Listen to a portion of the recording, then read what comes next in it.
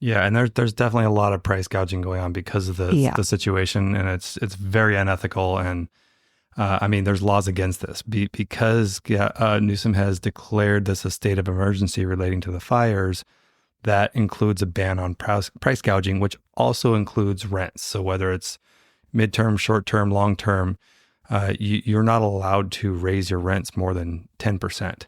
And I don't know how far that reach goes, you know.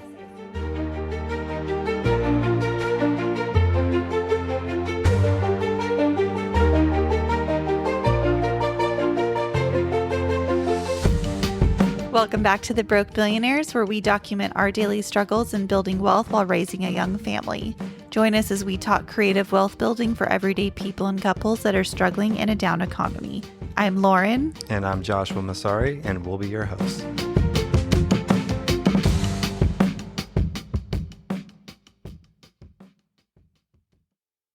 Welcome back.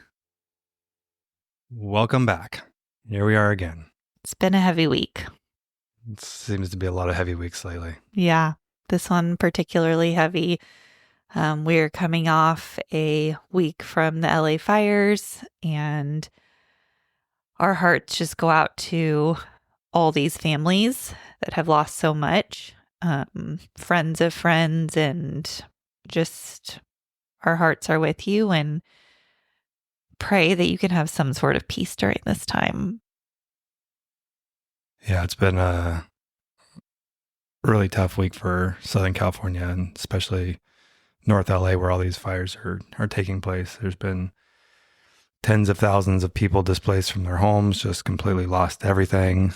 I think I read yesterday or today it was 24 people have lost their lives. Like, this is a very serious crisis that we're going through here. I mean, luckily for us, we're in an area that's not affected by the fires, but we do have a lot of friends and friends of friends that have evacuated or are on call for evacuation, or some that have even, we know some people that have lost their houses. So it's pretty devastating what's going on right now.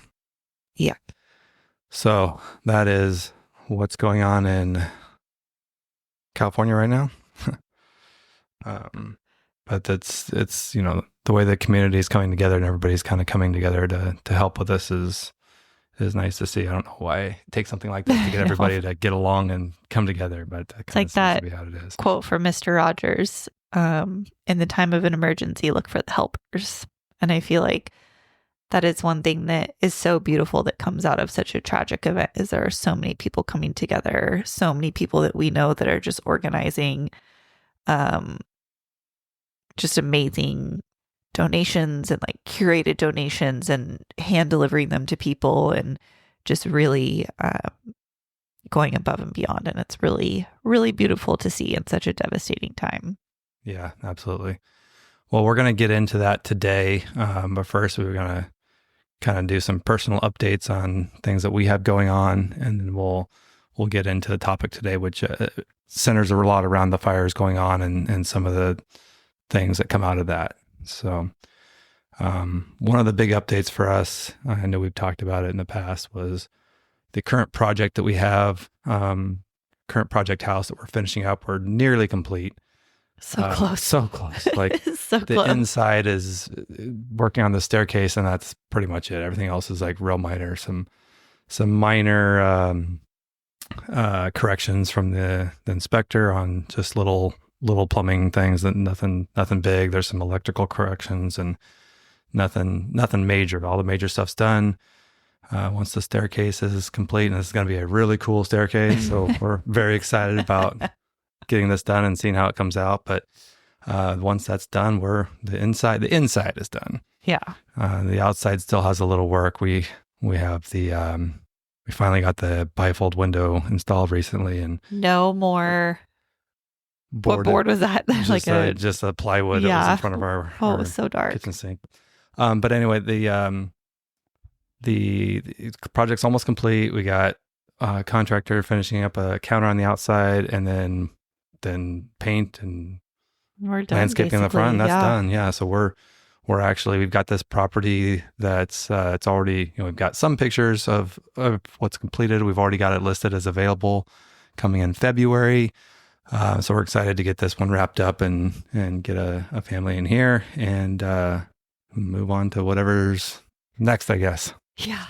Yeah. So anyway, this project, we did have a balloon that we've talked about, a balloon payment on the construction loan that was coming due February 1st. That's in a few weeks here, so coming up real quick. And not a lot of options to refinance that because of the property is not completely complete.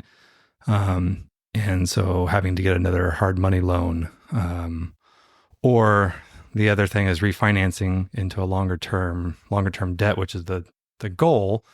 But with the first position, we had done a seller finance on that. So the seller carried the first position note, and it has a 2-year prepayment penalty, which is just, for them to be able to collect 2 years of interest, which is typical on something like that. And that's fine. But because our construction loan was only 12 months, we had to refinance that, and we couldn't refinance everything without paying that prepay penalty. So it kind of put us in a little bit of a, between a rock and a hard place, and made it a little difficult to get financing or without paying that prepayment penalty. So that was a little tough, but the lender did offer an extension on it. So it was the cheapest option, still a high interest rate, but gets us by until we can get past that prepayment penalty period, which just ends in about 10 months or beginning of October. So 9 months. Wild. That's going to be. So once that ends, 2 then years. we'll be looking to refinance this into a 30-year DSCR. We'll have some rental income by then, so it'll make it a little easier as well. So that'll be the goal with that project. So finally coming to a close on that one.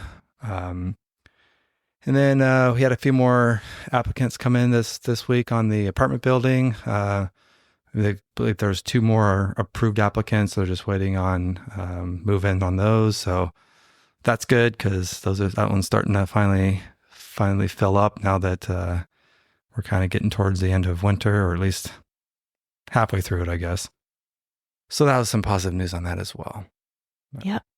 Some good things this week. Yeah. So we've got to take the wins when we can and celebrate the wins, because definitely don't always get those. No. So, yeah. Just a quick disclaimer. The information shared on this podcast is for informational purposes only and should not be considered as financial, tax, or legal advice. Always consult with a qualified professional before making any financial decisions. Your individual circumstances may differ and require specific strategies not discussed here. Now, let's get back to the show. Okay, so let's kind of dive into what we're talking about today with the current crisis going on. So we're gonna just kind of touch on the current state of emergency that California is in with these fires. Like Josh said, there's been over 10,000 homes that have lost. 24 people have lost their lives as of today. I think I heard earlier on the news that there was still quite a few that are missing. There has been a state of emergency that was declared by Governor Newsom, which includes a ban on price gouging. And that kind of brings us to a big topic we wanted to talk about today, because we have just, we follow the rental market very, very heavily in our own market here. And the second something new comes up in our city, in the surrounding cities, we have our eyes on it always. We know, what's the newest properties that are coming available and whatnot, what's been sitting for a while. Like, we are very aware of that. And I have seen just in this last week, properties that have been sitting for months are now exponentially higher and just really, really awful to see. Yeah, and there's definitely a lot of price gouging going on because of the situation, and it's very unethical. And there's laws against this because Newsom has declared this a state of emergency relating to the fires. That includes a ban on price gouging, which also includes rents. So whether it's midterm, short-term, long-term, you're not allowed to raise your rents more than 10%. And I don't know how far that reach goes. I was going to say, because here's what I'm seeing a lot of people doing too, is they're removing their listing and then relisting it. So is that a way around it that people are trying to Well, get, I or think if the government's smart enough that they would you figure that it. out. It's very easy to especially if it's on figure it out. Zillow. There's a Yeah. track record of that. Yeah.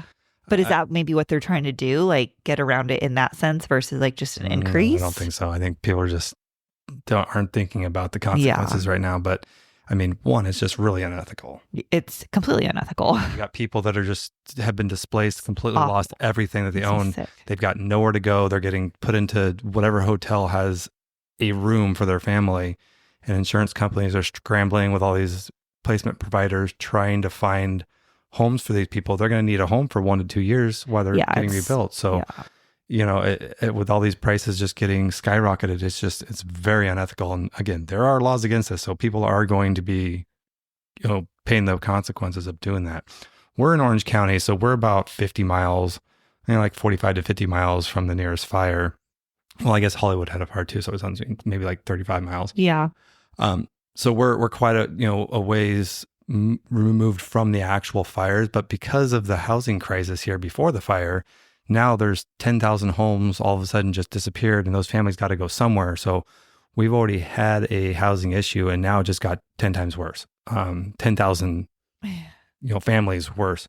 So even though we're ways away from the affected areas, like there's gonna be a lot of spillover because people aren't gonna. I mean, we're already getting people contacting us. We're about already getting our properties. Yeah, we're already getting inquiries down in Costa Mesa for properties because the insurance companies are looking to try to fill these as fast, and they know that there's not a lot of inventory, and so the faster everyone works, the quicker they can find homes for these families. But it's going to fill up, and it's gonna spill. I think we're a couple of weeks away before the demand really spikes. I think here. so too. People are being very proactive right now. Yeah, once everything is saturated in the surrounding areas from the fires, it's gonna spread down to Orange County, and then that's gonna fill up. I think this is gonna go down into San Diego because there's just not enough housing for everybody. I mean, I was talking to someone today who lost their home in the Palisades fire, and they were looking in the South Bay of LA, and they can't find anything right now. So they already realized, like within a week's time, they have to broaden their reach. And yeah, I mean the fires are still going on. There's I don't know what the containment is. I don't know what it was at today. It's not half contained. No. It's still going on, and there's still people being evacuated, and this is still an ongoing situation. Yeah. So it's absolutely far from over, but at the same time, people are already scrambling trying to find homes because they know that it's gonna fill up fast. So we're trying to finish this property, and it is going to be available. So if there is a family that is able to come down this far, we do have that property available. We have not raised our prices. We've kept them the same. No.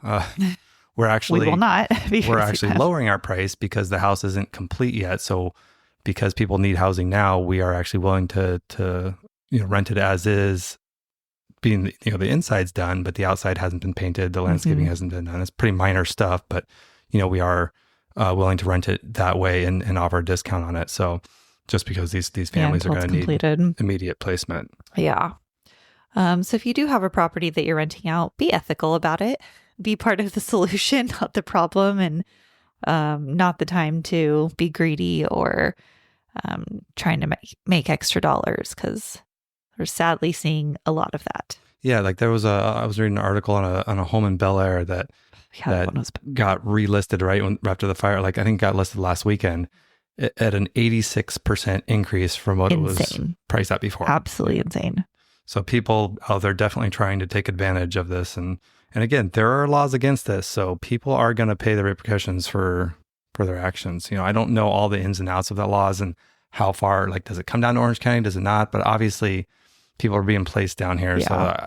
So it just doesn't make sense. We're the properties that we co-host and that we're consulting with, we're just telling people like, don't raise your price. It's just, it's not smart. It's not a good idea. It's going to reflect bad on you as an operator. So for in the future, these placement providers and insurance companies are going to know, hey, that's not somebody we want to do business with. So just, we would really encourage you not to be part of that. Yeah. I understand the supply and demand, and the supply just decreased and the demand just went through the roof. But there are times that you just don't do that. No. So if someone does have a property that they want to rent out, what would you say? What tips would you give them to help them? I mean, here's how you can help out. If you have a property, somebody that has a property, maybe it's a second home, maybe it's a rental property, like a long-term rental that's happens to be vacant, or a property you're considering renting, or anything like that. Like there's going to be such a huge demand for properties just everywhere, all types of properties. This is an opportunity to be able to help some people out, and then get that property rented right away, because there is going to be that immediate demand. Most of these are going to be for furnished rentals, but I know that insurance companies are also asking for unfurnished. I mean, they're just trying to take whatever they can get and secure places right now for these people. So, anything in LA and the surrounding areas, down into Orange County, Inland Empire, I mean, they're going to be kind of going everywhere. So obviously some families aren't going to be able to relocate as easily as others, but I feel like the families that don't need to be in that affected area if you work remote or something where you have the flexibility, or you don't have kids in school or things like that, like there's going to be quite a bit of spill. Well, we're already seeing that too with the schools down here already like accepting new kids. Like I've been hearing a lot of that this week too from a number of different schools that our friends' kids go to, that they're adding classes, they're adding teachers to make room for these displaced families as well. Yeah, I mean, everybody's preparing for it, because this is gonna affect all of Southern California as these families, and we don't even know the extent of what it's still going on. This is a developing situation, so we still, hopefully the worst of it's over, but we still don't know how bad this is going to be in the end. So, housing is needed right now. So definitely, if you have something you've been thinking about, or an extra property that's not being used that you could open up for the next year or two, that would, help the situation. And then you're going to have, with the way that these work with insurance companies, insurance are paying for the rent. So you still are leasing to the family or whoever's moving in. But the insurance companies are actually footing the bill. So they're actually paying the rent. So, it's kind of a locked in like a guarantor on your rent. And it's coming directly from the insurance companies. So, rent's going to be coming in, and you're also going to be helping a family. So, right now insurance companies are asking for anything within a 50-mile radius of the affected areas, which does come down into Orange County. But once all that fills up, they're going to extend. They're going to be going. Yeah, they're going to have to be wherever they can find. And like you said earlier, 12-month leases mostly. Yeah, so getting most people of the requests, settled and not have to move around. Because we do these midterm rentals, and we've been pretty proactive in getting built up this network of placement providers. So placement providers, I think we touched a little bit about this on the last episode, but those are kind of the in-between companies that contract with the insurance companies and work with operators like ourselves. So they're building a network of operators that have rental properties that are furnished, and then the insurance companies. So the insurance companies aren't going direct to people like us to find a place to rent. So some situations can work that way. Like for us, when we were displaced earlier last year, we actually, the placement provider we were working with wasn't very good. Well, they were trying to send us not in a great area. It may look like it was close, but it wasn't in a great area. And it was a company that was out of state. They were in Colorado, and they had no idea what the areas were. Yeah. And the areas they were trying to put us in were just not, we're like, so no. I kind of took it upon myself, and I found the places. So we got approval from the insurance company to just book our own place. We had to front it, and then they reimbursed us pretty quickly.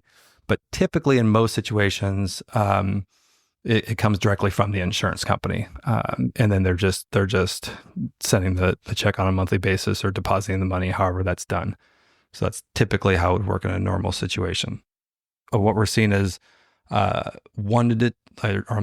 months starting, because if somebody's having a house rebuilt, they're going to have to start from scratch, obviously. And it's going to be, I don't know why they're even saying 12 months, but they're saying 12 months to start. So they'll do a 12-month contract and then extending from there. So makes sense. So it's kind of like a guaranteed rental, because normally we do 30 days or more, but these are going to be 12-month contracts that are coming in. So if this is something that you're considering doing, if you do have a property and you want to get into it and you're wondering, well, how much do I charge? How do I set this up? Where do I start? So typically, and we may have touched on this before, but typical fair market value for a midterm rental, which is 30 days or more, and it's furnished and you include utilities. So typically you're going to see rents that are 1.5 to 2 times what the long-term rents are for an unfurnished house. And it can vary. If it's a high demand area, or if it's like a beach city or something like that, then you're going to get closer to that 2 times, maybe even 2.5. But overall, on the average, we see about 1.8. So we say kind of 1.5 to 2, depending on the area, and the demand kind of encompasses most of it. With midterm rentals, these are not vacation homes. So your market's not the vacationers coming for Disneyland or going to the beach or whatever. So it's a little different on the demand. It's more just everyday suburban areas, and people, have an insurance claim, something happens to their house, or they're moving to the city for work or whatever. So it's really it's not seasonal like it is with vacation rentals, and it's not so like location specific, because people live in cities all over. So we touched on this in our last episode, but a lot of the midterm rentals, we were kind of expecting going into it with one of our properties that December might have been a harder month to fill. And we had something that came in last minute on that as well. And that was an insurance. That was an insurance. Exactly. So those are happening all the time. That is not obviously something. Yeah. This is not just a big natural disaster thing. There's floods. All kinds of things. Fires happen all the time. People's houses, something catches fire. Yeah. Some sort of flood Flood seems to be the biggest one that we're hearing about. Yeah. People are renovating their homes and need somewhere else to go. There's a constant need for a year-round placement in that sense. Yeah. And so pricing at fair market value is important, because one, there's competition out there, so you want to make sure that you're appealing to possible guests that want to check in, or insurance companies that are doing placements. They have their set rates, and they kind of know for the area what they should be paying. So if you're coming in on the high end, you're probably not going to get as many requests, or they may not book for as long if you do get a booking. The insurance companies, they kind of know what they should be paying. So it's always like a negotiation thing. But if you're priced fairly, you can hold firm on your pricing, because there's nothing, they're not going to get better elsewhere. Right. So that's really important to make sure that you are pricing competitively and fairly. So that way it's a win-win for everybody. Right. And then, if this is something, or somebody that does want to get into the space, or offer housing for a possible displaced family from these fires, and you're just not sure where to start, because this is not something that you've done before. It is kind of a new space with the furnished rentals. It's not a short-term rental, but it kind of acts like one. If it's not something you're familiar with, and you just want more information, or you want somebody to hold your hand or walk you through it, there are programs out there which include a co-host. So we are actually co-hosts, and we are actually co-hosts through the Airbnb platform. They have a co-host platform that they've recently launched. And what that is anybody that's an experienced host, and there's certain metrics you have to meet to be able to be eligible for the program. You have to have a certain, I think it's like 4.8 star rating and above. Yeah. You have to have hosted for a certain amount of time. There's different metrics you have to meet just to qualify for this program. And so we are listed as a co-host in Orange County. We specialize in midterm rentals only, so it is for midterm and short term. I think the majority of it's probably short term, because Airbnb is predominantly a short term platform, but they are making a pivot and are starting to encompass more of that midterm, because they know that's so many cities are, outlawing the short term. So people are making it a lot switch. harder. Yeah, so people are switching from short term to midterm because they don't have a choice. So I think Airbnb is kind of realizing that and doing a pivot. But this co-host platform, so they do have all these co-hosts in your area, and you can get connected with these people, and it's free to get connected with them. But then everybody has different fees that they charge, whether it's charging to set your listing up or set your house up, and then a percentage of bookings. Everyone kind of does it differently, because everyone's just freelancing. It's just I was gonna say it's very customizable in terms of like how involved you are, and kind of what you're. A lot of these co-hosts or original hosts that we've talked to in the past, a lot of them are out of state. And so a lot of them need a lot more hands-on, kind of foot on the ground. Some of them live locally. So it really just is very situational in terms of what their needs are and kind of what you're Yeah, so you've really got to willing reach to out and kind do. of interview the co-host and see what they offer and see if it makes sense for you. If you're somebody that you want to handle this yourself and you think that you can kind of manage everything, but you just kind of want to get some direction, get going, get up and off the ground, then somebody that can just help you get it going, get your first few bookings. That may be all you need. Maybe you want somebody to just handle everything going forward, and there's that option as well. What we do, we don't charge to get properties set up. We just do, we charge 12% of bookings. So any revenue that's brought in, we charge a 12% a fee on that.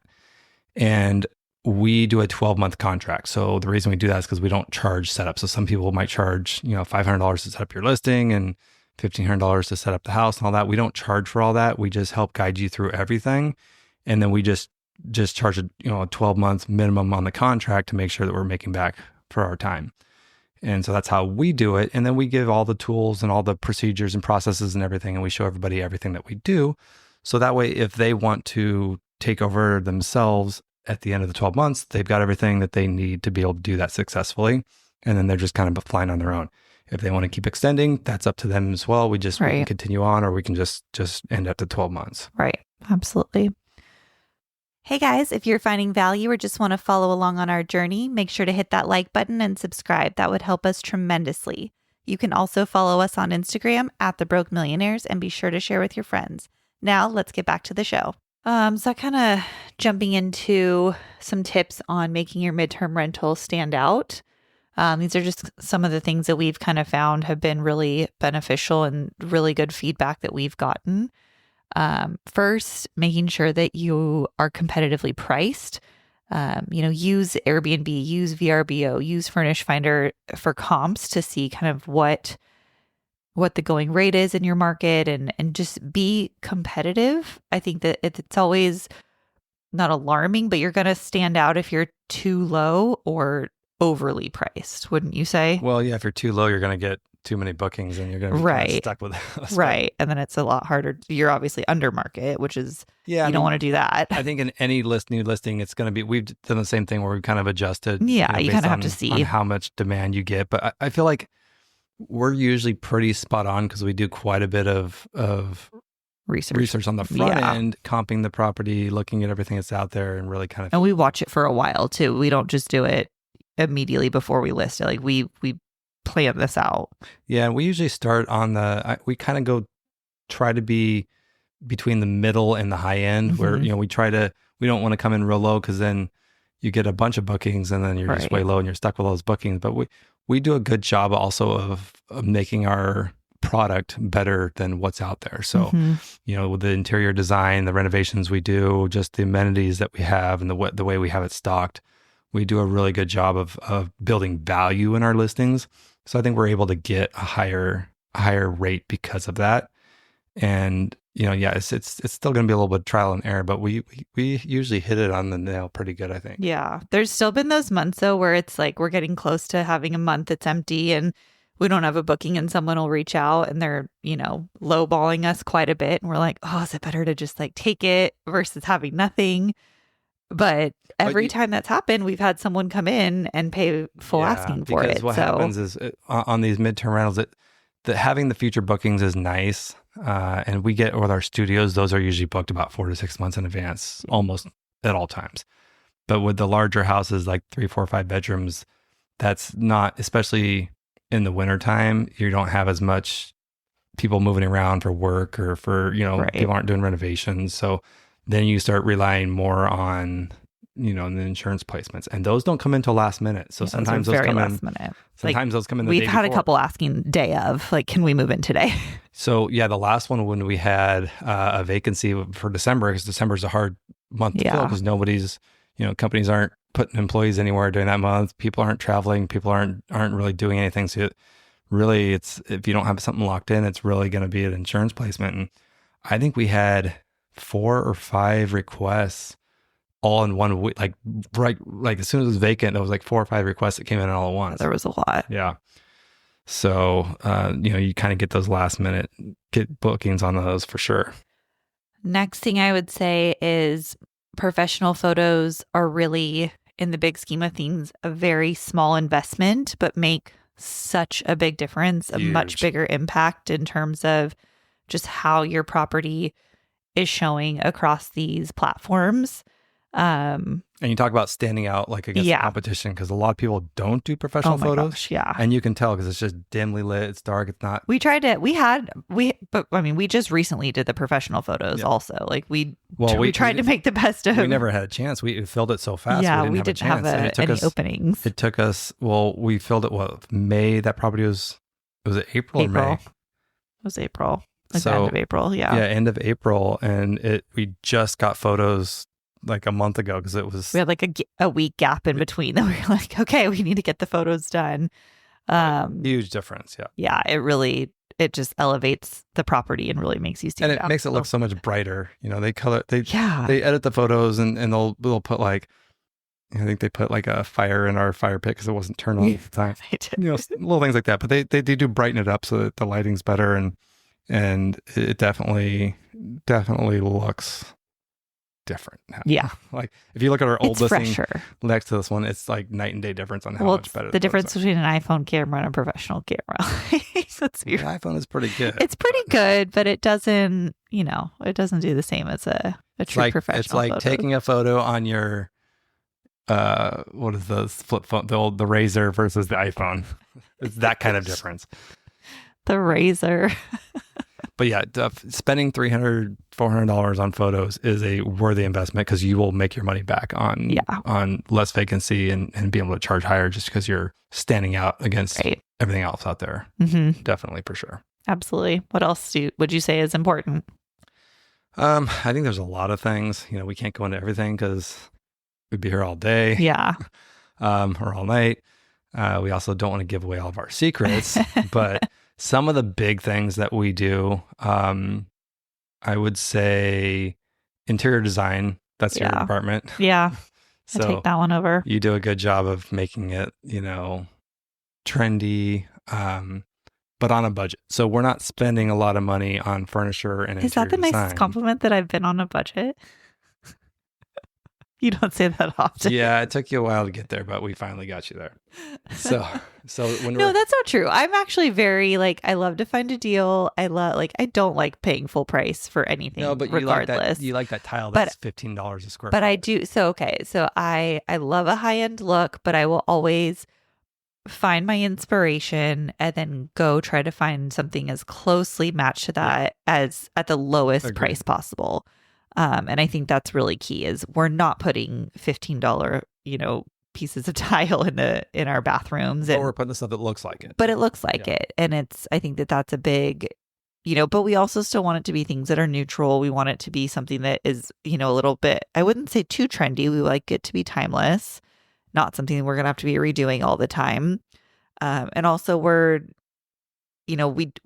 design it in a sense, in a style that we personally both like, but also something that will appeal to the masses because we have so many different types of people that could potentially be it's very in neutral. The space. Yeah. So we're not doing one of those trendy Airbnb things that's like, you got like musician stuff on the walls and it's like a very particular type of person, or it's like it looks like it's a bachelorette pad type of thing. Where it's like very unkid friendly, it's not something we want the homes to be very versatile, very much so, whether you have a family, you're a married couple, you're whatever it may be, you're a single person coming in, that it can just flow for all of those different family situations. And we get a lot of comments, by the way, on your design, like, who did your design? And like, is she a professional interior designer? I get that all the time. Like, no, she's just my wife. Wow. Okay. She does a very good job of making these places feel very comfortable and thank you at home and stylish. Appreciate but that. Again, we're not spending a lot of money on these. So when you look at some of the competition out there, though, there's still people that put floral print. Oh, I can't. Companies. It's unbelievable. Especially, I think this is really common in the vacation rentals, especially the shorter term. Just because you're by the beach does not mean you need the word beach written in every single room of the house and seashells to be everywhere. It's The floral print comforters have got to go. The bright colors. The sofas and the comforters that people still use the floor. It absolutely blows my mind. I don't understand. The comforters are a big one. Remember that one we had, our first rental? Oh, I think I pulled the comforters off the bed because they were so ugly to look at. I was like, I know this is like, we're not going to be here for this long, but I can't even. I don't know if they buy that furniture to furnish it that way, or if it's just been there for 100 years and they're like, I'll just use the furniture we already have. I know. I was wondering that too. But I feel like it's in good enough condition that it can't be that old. It's almost like they actually bought it. I kind of think they do. So that's what you need a co-host for, is to guide you away from making those decisions. Yes. It's better to, like, no loud prints, in my opinion. It's better to be neutral. That way people can come in and, they may be in there for a month, but some of these guests might be there longer. Like, they should be able to feel at home in this space and make it kind of their own without it. I mean, the floral really gets me. So and it's not a cute floral. It's like an old school, your grandma's like. Yeah, and we see a lot of that. A lot of it. It's crazy. It's insane how much we see. And it's not just the sofas. It's the sofas and comforters are the ones that stand out the most because they're big. Yeah. But like, I feel like even like the flatware. Yeah. Okay. This is a big one for me, actually. Something that really, really bothers me is mismatched, like, kitchenware. Spend the money. And even if you're going to like Target and just getting all the same kitchen supplies, like just making sure you have all the same plates.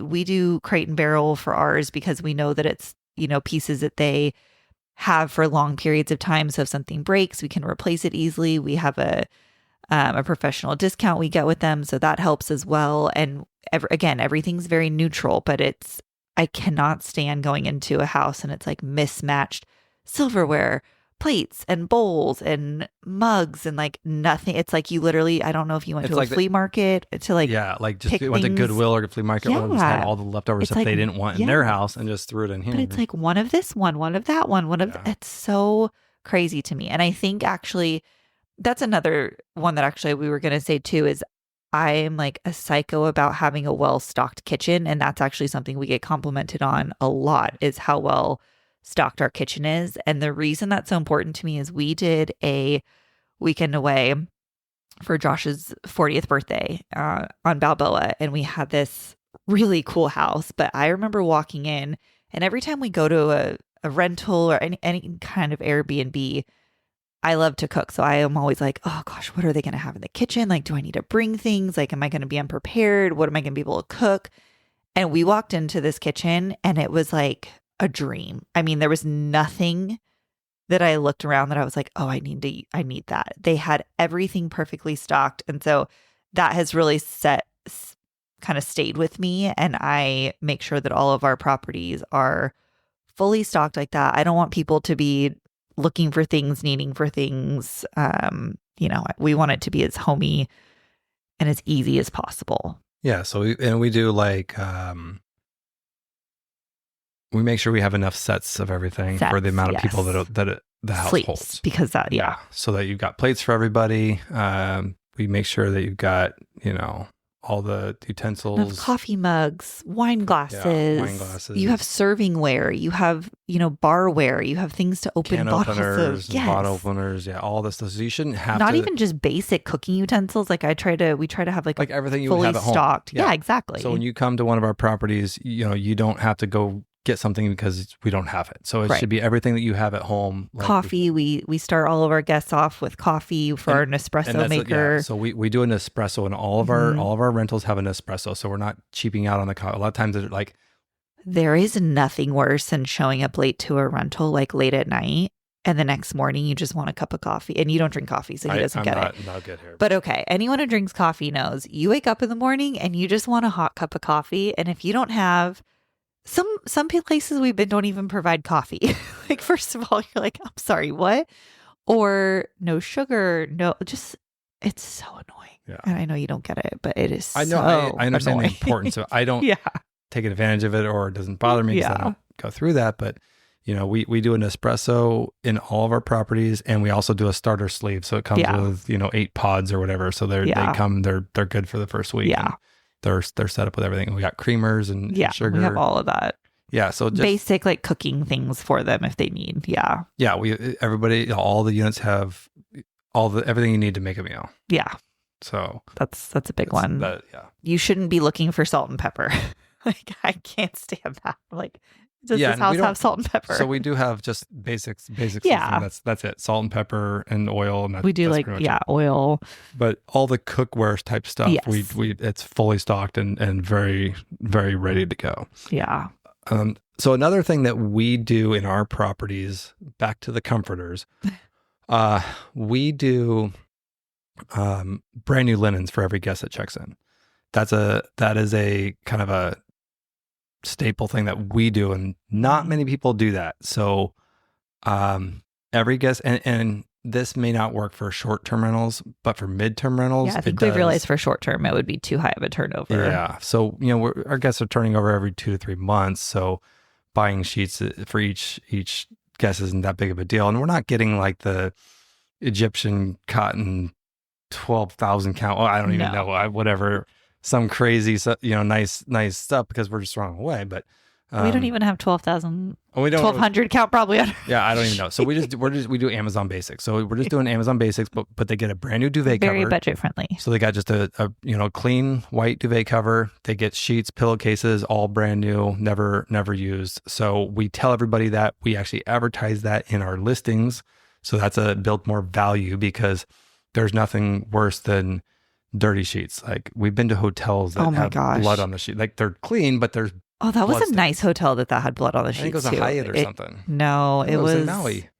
Oh, you're right. That's right. It's Hyatt. Yeah, it was a Westin. Or Westin. So yeah, and then also like hair like gets stuck in the sheets and doesn't come out. Like, it's very disturbing. Yeah. To get that when you get into a nice fresh, supposed to be a fresh hotel room or a fresh Airbnb or wherever you are.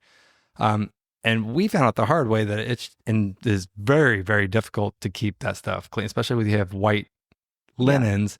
Hairs get tangled in there, and like we right off the bat we're just tossing sheets. So we said, you know what, screw it, let's just not even deal with this.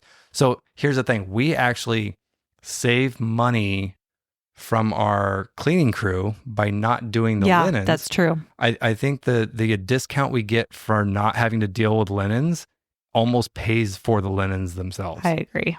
So, we just have it wrapped into our cleaning fee that we charge, and it kind of covers everything. But, so like, because they like it, because they get a brand new set each time. We just drop off we have these like containers, or this bag that says, king, queen, and it's got the duvet cover, it's got the sheets, Everything ready to go. It has a clean. So we reuse the bed mattress covers. Mm-hmm. We launder those in between stays, and the blankets.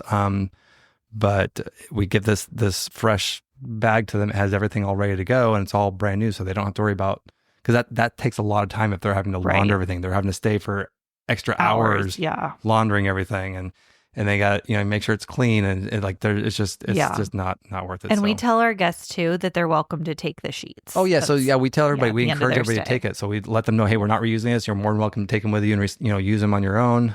So that's something that we offer our guests, is just an amenity for staying with us. But a lot of people really, really appreciate that, and that really helps us stand apart, because I don't think anybody else does that. Yeah, I think that's a really, really big one. What else? Parking and laundry. Those are two really important factors as well. There's a lot of places that I feel like don't have laundry accessible. They may be on site, but a lot are not accessible, or parking we've seen that's been a big. Yeah, parking's not as big of a deal, at least where we're at. Where we're at, yeah. But you get down closer to the beach, like that parking becomes a big deal. Like, we've stayed in properties down there that didn't have parking, and it's a complete nightmare. No garage, because the owner has things in them, and that's. Oh gosh, yeah. So you get like down by the beach. When we were standing in Balboa Island, like one of the places that we had a 2-car garage, but the owner wanted to keep it for his, his hot rods and all his tools and everything. And even though he had 3 other properties on site, he still needed the garage space. But it's, when in a place like that, it's hard to find parking at night. And there's street sweeping every day. There's all kinds of, at that time there was a lot of construction going on. That was pretty frustrating, actually. That was when we were down there when we had the flood. So it's kind of, we kind of just had to take whatever we could find at that point. We were in a very quick turnaround, but that was so not parking is a big ideal. deal because a lot of times, people are coming with 2 cars or whatever. They want to make sure there's ample parking. So if you don't have ample street parking in front of the home, like having either a driveway or garage, or just making whatever parking you can accessible is a huge selling point in a lot of these requests that come in. So that's and just so many owners want to use the garage and not have it accessible to guests, which it's kind of weird, crazy. actually. We do see that. Well, and the other thing too is like EV charging, especially where we live, is becoming a bigger issue. None of the places that we have rented have had charging. Yeah. And so every day or every other day, I'm having to give up my parking space to go charge the car. That was really frustrating. Yeah. And so all of our properties that have the garage have an EV charger in there. We do charge extra for it, so that's not free charging, but just the convenience of it is huge. So like a lot of times people will be searching for an EV charger on site, especially maybe not vacationers so much, but again, these are midterm rentals and we're not really going after the vacationers, but people are getting placed for, work or for insurance placements. And if they have an EV, they're going to need to charge it. Yeah, makes your property really stand out. I think that. Yeah, the last couple we had, the last guest we had at one of our properties, they were there for 2 months, and it was a corporate stay. So it was a company, or not really a corporate stay. They were relocating for work, and so they were at this property for a couple months, and they ended up, they had 2 electric cars and bought another one. When they moved, I think they had three cars, so they were using the charger almost every day. But it's a pretty big selling point to have that. Really makes you stand out. Yeah, because if somebody's searching for a property that has an EV, you want to make sure that you're capturing those searches. I think that that's a good point too, is just optimizing your listing to make sure that you're showing up in as many searches as possible. So putting the EV there, making sure you're really checking your booking to make sure that everything is showing up. The instant book is something that we've well, hold on. Let's back up. We're missing a few things. Okay. Let's go back to the laundry. The laundry is very important. We have so many people that ask, does it have its own laundry? Because all of our units have in-unit laundry, even our studios. We actually put an all-in-one unit in the studios. So, for example, our property that has 4 units, there are 4 sets of laundry there. Yeah. So everybody really appreciates having there. Even the small 225 square foot studio room, basically a hotel room, it's got its own laundry in there. We made the effort to get that hooked up and figure that out because that's such a huge selling point. And people in the main house don't want to be sharing laundry with random people in the other units. We've had that down in some of the beach cities, and it's really frustrating. You got to share, and you're kind of like trying to work that out, and it's annoying. So laundry is a huge deal. If you have multiple units, being able to set up separate laundry is a big selling point for people, especially if they're doing a longer stay. We found these really cool combo washer dryers that we have in each of the smaller units. They fit like inside our little kitchenette setup, so it's a really compact. It's very much like something you would see in Europe. I feel like Europe has a lot of these. It's a GE 2-in-1. So they came out with these a couple of years ago. They're expensive. They are more expensive than buying a side by side. But the compactness, and they don't require, this is a big thing, is that they do not require an outside vent. So you don't have to vent, there's no exhaust vent. I was going to say the best thing is that you don't have to switch over your laundry. No, that is not, so we actually, we you have one of those. You can do it all in one, and the amount of time it saves you from having to or at least me personally, I don't know, busy mom, I get distracted and I forget to switch over the laundry and it's sitting there for a day and now it smells and I have to restart. You don't have to worry about that. We start a load every single night and it's done and dry in the morning when we wake up. It's amazing. Yeah. One of the best things ever. So Sorry, so we not put to go those. off topic there, No, so we put those in the units, amazing. and because it's easy to put those in because they do not require. The hardest part about adding a laundry is the vent, because if you can get sewer and water set up in the middle of the house, then you got to vent it outside with the dryer. But so these are things I don't think with about. the all-in-one, play. This is the operation side. With the all-in-one, you don't need a dryer vent, so it's way easier to put this pretty much anywhere that you have a sewer line. So it makes it a lot easier, and they're more compact. So we have these Very little compact, little yeah. kitchenettes that actually slides right underneath. There's the kitchenettes we get actually have a spot for laundry. It goes underneath the kitchen counter, so it's all just kind of all in one spot. Yeah. Okay, so you can go back to Anything else we forgot? oh yes, pets. Oh, yeah. Yeah.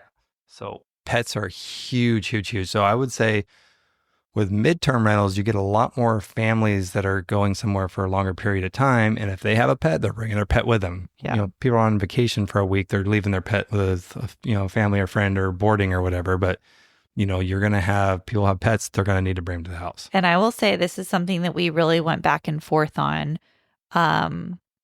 We don't have pets, not because we don't like animals, but I don't like animals. okay. I'll be honest. Yes, I'm not a big animal person. he's also allergic, so we have that factor. To be honest, Our kids don't like animals either. Our kids don't. We There's don't. dogs. We don't need an extra thing to be responsible for at this moment of our life. We're about to have 4 kids. We have 3 animals running around. Yeah, and another one coming. So we're at capacity on that.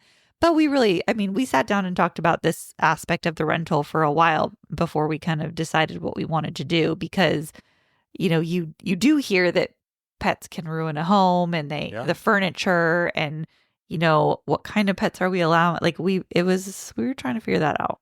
Yeah, and sure. we've had some bad experiences in long-term rentals with pets. Yeah. But I think we've also had good ones. So it's just it comes down to the owner. It's not the breed so much, it's really the owner. Right. And I think with the midterm rentals, because you're charging a higher rate, you typically are going to get somebody that's a little more responsible automatically, just because of the fact that you're charging a higher rate. It's just kind of goes hand in hand. And I think we've had really good luck. Let's see how many we had. We've had quite a few. I think the people now have a dog. I can't remember actually. I feel like they do. Yeah, I think they do. Pretty much every guest that we've had in the 3-bedroom property have had pets. Yeah, and they pay extra, so we charge extra. Yeah. It's we charge extra for 2 reasons.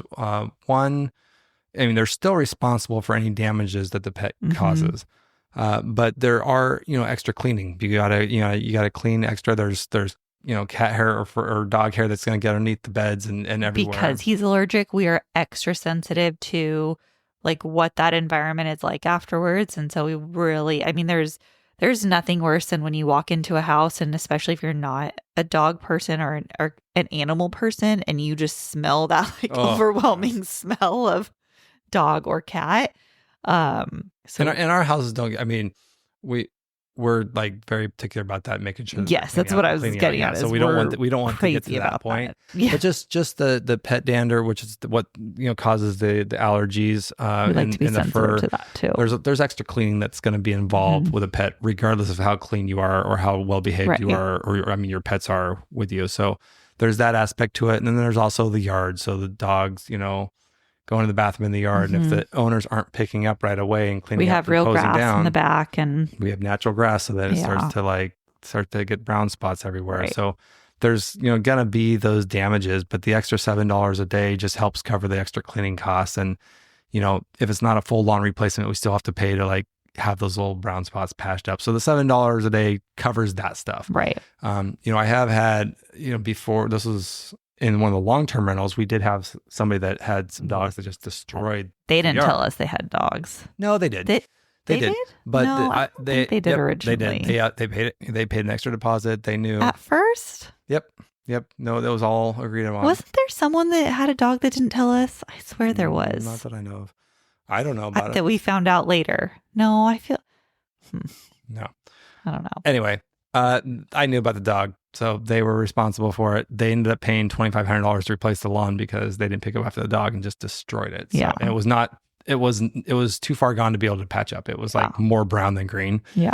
So they ended up paying for a new lawn. But yeah, pets huge. Yeah. There's the majority of people, I think it's like 60% of people are going to have a pet. Yeah. So you want to make sure you pop up in those searches for sure. Okay, so what else on searches? Let's see. We like to be family friendly, like we said. So cribs, any type of gear for kids. What else? Yeah, the EV charging we mentioned. Yeah. Self check-in's a big one. People prefer the Yeah. self check-in. So we have smart locks on everything. So they have a code when they show up and they just automatically check themselves in. We do offer the cribs, the Nespresso. Mm-hmm. I think that's actually a search term that you can I do. think it is. Yeah. Instant Book is a big one on for Airbnb. We are experimenting with this right now. The reason we haven't just fully gone for this yet is because we try to avoid gaps in our bookings. We don't want large gaps that we can't fill. Yeah. We do 30-day rentals and we have to do 30-day rentals. So if we end up with a gap that's 28 days, now we have 28 days in between that we can't legally fill. So we are experimenting with this, and it's a little complicated, but I did figure out a way to add rules to where somebody can instant book in the first week from the previous booking. So let's say a booking ends on the first, someone can instant book from the 1st to the 7th and automatically instant book those 7 days. Anything beyond that for a check-in date, they would have to request. Yeah. So it's a little tricky to be able to set up, but you are able to set it up that way. I think the statistics say that like 40% of people looking like on Airbnb will search for instant book. Oh, really? So That high? Yeah, there's quite a few people that will only do instant book. So you do lose a lot of that ability when you don't offer that, but you open yourself up to those gaps if you don't have it set up properly. Yeah. So that's another thing to consider there as well. Yeah. So all these things that, part of optimizing your listing, whether it's Airbnb, VRBO, Furnish Finder, I think has some of those filters too, but Airbnb really does a good job of really refining the listing and allowing people to search all the way down to these little nitty gritty filters. And so what we do is we'll set up our listing and then we'll go onto the main site and we'll search and we'll go, okay, there's this area and then there's this, this many bedrooms, this yada yada. Then we'll add instant book and then we'll add all these little things and see if we still keep popping up. And then we'll find a lot of errors that way. Like, oh shoot, why did our listing just disappear? And then so I'll go back and make that change and then go back and kind of go down all this list of filters and then make sure that when all these filters are added that by the end of the day, it's usually just our property. Yeah. Because you whittle down from like thousands of options, then it's 500 and 200 and you get down to like 3 properties and you add that last filter and you're the only one. So it's like anything that somebody's looking for with that size property, yours is going to show up every single time. And it also helps bring you up to the top of the list too. Right. Yeah. So that's definitely important. Anything else to add on that? No, I think that's pretty much it. I mean, if this is something that you're thinking about getting into, or you have a property, again, with the fires, there's going to be a lot of demand for this. So it's an opportunity to be able to help a family out and start renting your property in this manner. So if you do want to get into it, especially in California, but really anywhere, this is not something that's just California specific. There's these needs for these midterm rentals all over the U.S. Yeah. So, really anybody. But if you are local here in California, here in Orange County, we do offer co-hosting, so we can help consult on that if you want to reach out to us. If you have a property in LA, near one of these affected areas from the fires, or really anywhere in LA, we also do have other co-hosts that we know pretty well that we can refer you to that are trusted operators and do pretty well. So we can refer you to somebody if you do want to co-host and need help getting that set up. And then we're always just looking for deals and other, our next project. We're finishing up this one. We're kind of starting to think about the next one. We're always looking for partners, money partners on deals, or people that have deals, or just anything really. We're just always looking at, and we don't just invest in California. We've got properties in Texas and South Carolina, and we've got Florida, so Massachusetts, kind of everywhere. So if you are thinking about getting into this and you haven't taken that step and you want somebody to partner up with, reach out to us. And if it's not something that works for us, or it's not an area we're familiar with, or we don't feel comfortable with, or we don't think we're a good partner for you, we do know a lot of people that kind of all over the U.S. So we can definitely help connect you or refer you to either a network or somebody that may be able to help get you going in the right direction. And And, the whole podcast, we've had a really good response. We've had this live for a little over a week now. We've had a lot more downloads and listeners than I think we ever expected. I thought maybe we'd have like 5 or 6 of our friends listening. And I don't know if I had expectations. I tried not to have expectations going into it. Yeah, I mean, I figured, my mom would listen and maybe your mom would listen and a couple of our friends. But I mean, we've had 9 countries. 9 countries. That was pretty cool to see. That was unexpected for sure. Cities that we definitely don't know people in. So this is definitely not just our friends listening at this point. Like there are a lot of people. Yeah, it started out like all the cities. We were like, okay, we know people in these cities. And then I'm like, oh, hey, do you know someone in this city? And he's like, nope. Yeah. So I'm like, wow, it's kind of cool. And then the numbers on how many people are downloading and listening, we're blown away by it. But it's encouraging because it helps us, keep going. And it's definitely a good response. But if you are finding value in this, the best thing that you can do to help us out is just help spread the word, and just telling your friends about it, see if you think somebody else might be able to get something out of what we're talking about. And if you haven't already, subscribe to the podcast and like it, and leave a review if you've listened to some of these and you're getting good information, because that just helps it become easier to find for people. Mm-hmm. So hopefully there's people that can relate to our situation and then just get some additional knowledge from the things that we've learned along the way. Yeah, absolutely. All right, so closing tonight, what do you? So I would say closing tonight, instead of a book or podcast, let's do our 2025 word of the year. We're a little past, so we probably should have done this on last week's episode, but. And what was last year's? What did we close with? So my word last year was grace. I usually do that. I actually don't know why I did that last year. I usually do that the year I have a baby, but I guess Isla was still pretty young. I like to give myself a lot of grace in the years that I have babies, which has been a lot of years lately. Just popping out babies left and right. Jeez. So grace was my word for last year. What was yours last year? Oh, but by the way, talking about babies, before we talk about my word, I think we forgot to talk about this earlier. What? We totally forgot about this. We were calculating, because we got kids starting school, and we were calculating what it was going to cost to send our kids to school. And we're looking at, we're not like too hip on the public schools around here. And we were looking at private school, not like a crazy expensive private school. It was really pretty average. One of the lower price ones, I'd say, compared to some of the other ones around here. And because we're going to have 4 kids, just going K through 12 is going to cost us $500,000. $500,000 to send our kids to school. As soon as he did that math, I was like, why would you do that? Why would you do that to yourself? Yeah. Why would you? So we are, or at least I am trying to figure out how the heck are we going to pay for this?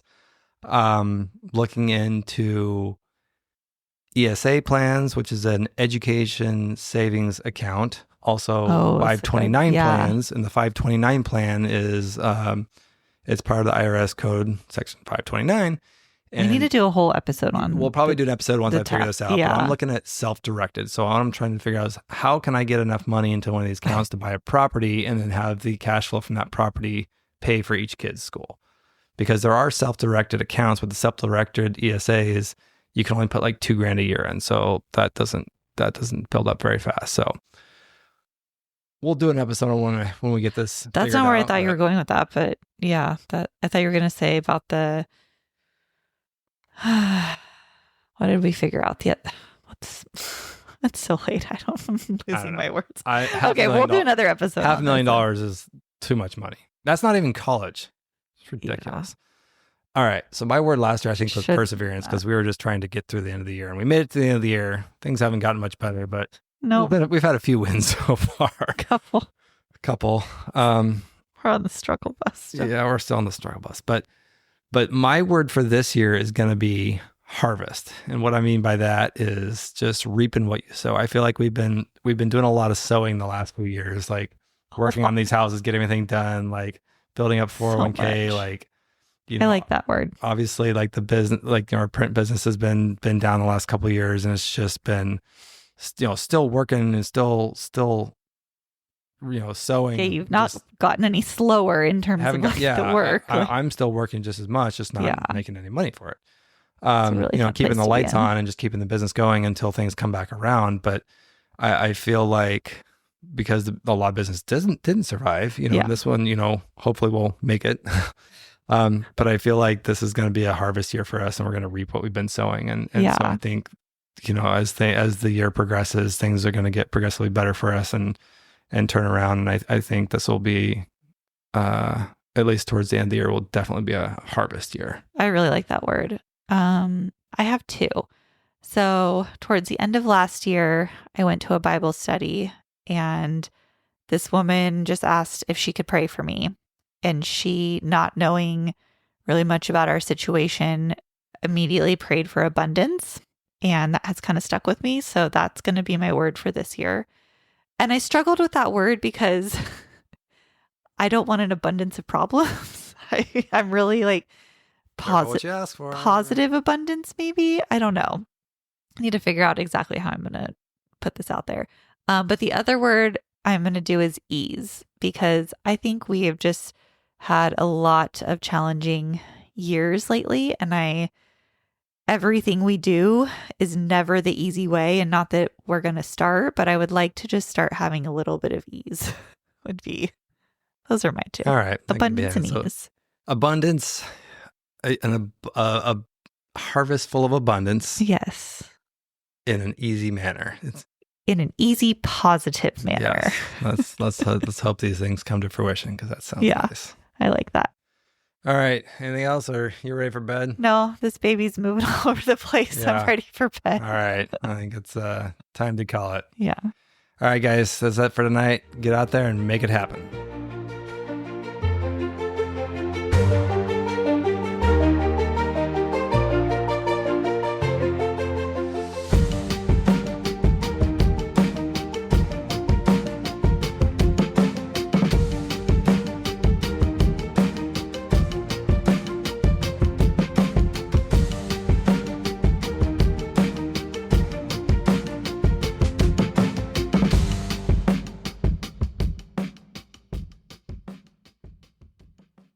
Thanks for listening. This has been a production of Rebuilding the Dream Studios.